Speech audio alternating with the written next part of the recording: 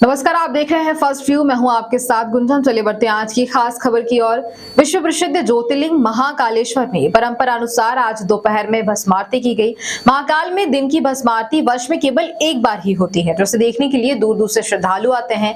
आज भस्म आरती में हजारों श्रद्धालु शामिल हुए। इससे पहले सुबह महाकाल को दूल्हे के रूप में सजाया गया और 1 क्विंटल फूलों का सहरा बांधा गया। जी हाँ, भस्म आरती के साथ ही शिव नवरात्रि महोत्सव का समापन भी हो गया। यूं तो महाशिवरात्रि का पर्व देश भर में मनाया जाता है, परंतु बाबा महाकाल की नगरी उज्जैन में इस पर्व की बात ही कुछ खास है। फागुन माह में राजाधिराज महाकाल के आंगन में विवाह अर्थात महाशिवरात्रि की धूम रहती है। इस अवसर पर शिव नवरात्रि महोत्सव मनाया जाता है। 9 दिनों तक बाबा महाकाल का अलग अलग रूपों में श्रृंगार हुआ। इस श्रृंगार का मुख्य उद्देश्य बाबा को दूल्हे के रूप में तैयार कराना होता है। जिस प्रकार शादी से पहले दूल्हे को तैयार किया जाता है, उसी प्रकार की रस्में बाबा महाकाल के साथ भी होती हैं।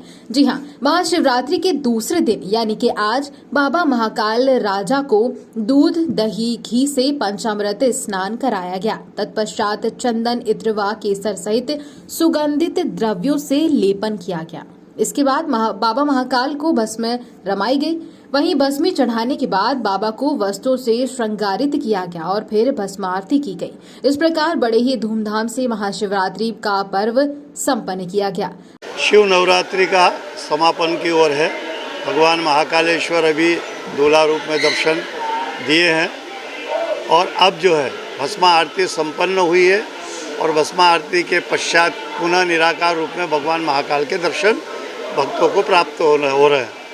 महाकाल की जो परंपरा है, महाकालेश्वर मंदिर की जो परंपरा है, उस परंपरा के अनुसार सभी विधि विधान का निर्वहन किया गया है। 9 दिन तक भगवान का जो भी श्रृंगार प्रतिदिन अलग अलग हुआ है और आज का जो दिन था वो दिन समापन की ओर रहा है और भगवान का पूजन, आरती, सेवा, श्रृंगार, सेरा दर्शन सबके पश्चात सेरे का प्रसाद भी, यानी हमारे यहाँ लूटने की परंपरा नहीं है, हमारे यहाँ प्रसाद की परंपरा है और वो प्रसाद सेरे का भक्त प्राप्त करके वर्ष भर तक अपने परिवार में धन और धान्य की बरकत की प्रार्थना करते हुए प्रसाद ले गए और वो अपने घरों में जहाँ भी बरकत के रूप में रखेंगे तो महाकाल उनको बरकत प्रदान। अवंतिका नगरी से हितेंद्र सिंह सेंगर की खास रिपोर्ट।